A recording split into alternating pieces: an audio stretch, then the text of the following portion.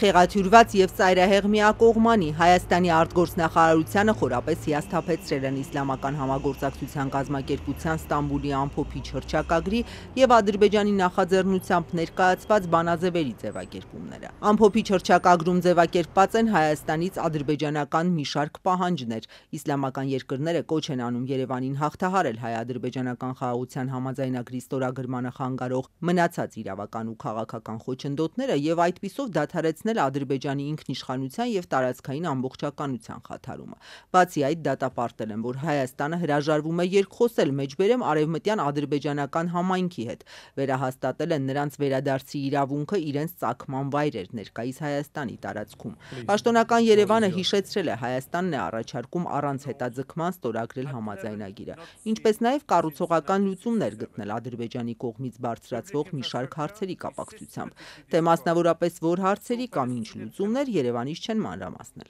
Արտաքին գործերի նախարարությունը կոչ է անում վերոնշյալ հռչակագրին եւ բանաձևերին միացած Իսլամական համագործակցության կազմակերպության անդամ երկրներին վերանայել եւ վճռականորեն հրաժարվել Հայաստանի տարածքային ամբողջականությունը ու ինքնիշխանությունը թիրախավորող եւ Հայաստանի ու Ադրբեջանի միջև կարգավորման գործընթացը վտանգող կողմնակալ նախաձեռնություններից։ Արտաքին գերատեսչությունը արևմտյան Ադրբեջանի խոսույթը համարում է տարածքային պահանջ Հայաստանի նկատմամբ, հիշեցնում, որ ԽՍՀՄ վերջին տարիներին հեռացած ադրբեջանցիները կամ վաճառել, կամ գույքի փոխհատուցում են ստացել Հայաստանի կառավարությունից։ Ցավոք նույնը չի եղել հայերի ճակատագիրը Ադրբեջանում, Բաքվում, Սումգայիթում եւ այլ վայրերում, որտեղ տեղի են ունեցել հայերի կոտորածներ եւ բռնի տեղահանում։ Իսկ նույնօրինակ վերջին դրսևորմանը մեր տարածաշրջանում աշխարհը ականատես եղավ 2023 թվականի աշնանը, երբ ավելի քան 115,000 հայեր ստիպված եղան լքել Լեռնային Ղարաբաղը, ենթարկվելով էթնիկ զտման։ Ադրբեջանը Հայաստանի սահմանադրության փոփոխությունն ու Ղարաբաղյան հարցով զբաղվող Մինսկի խմբի լուծարումն է դարձրել փաստաթղթի ստորագրման նախապայման։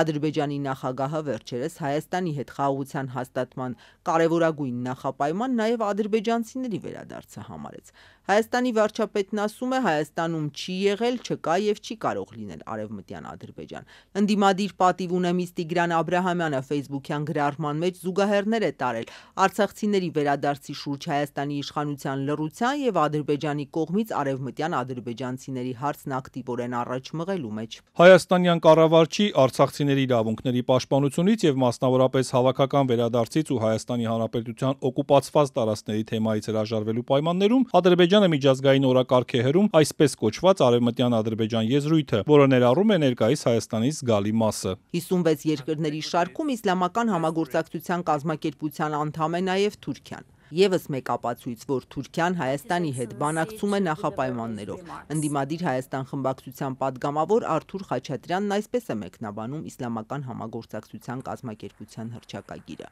Այս հայտարարությունը Փաշինյանի Ստամբուլյան բանակցություններից ժամեր հետո հնչեց։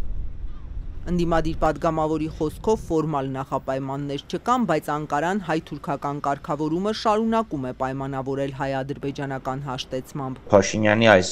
բոլոր ճարտար լեզվով համոզումները, գրառումները, թե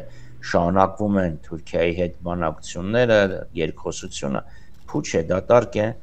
Թուրքիան միշտ եղել է Ադրբեջանի կողմին, Թուրքիան մշտապես հայտարարել է, որ հայ-թուրքական հարաբերությունների նորմալացումը պայմանավորված է բացառապես Հայաստան-Ադրբեջան հարաբերությունների նորմալացմամբ, իդեպ նորմալացում ասելով Ադրբեջանը միշտ հասկացել է Հայաստանի կողմից իրենց բոլոր պայմանների հլուհնազանդ կատարումը։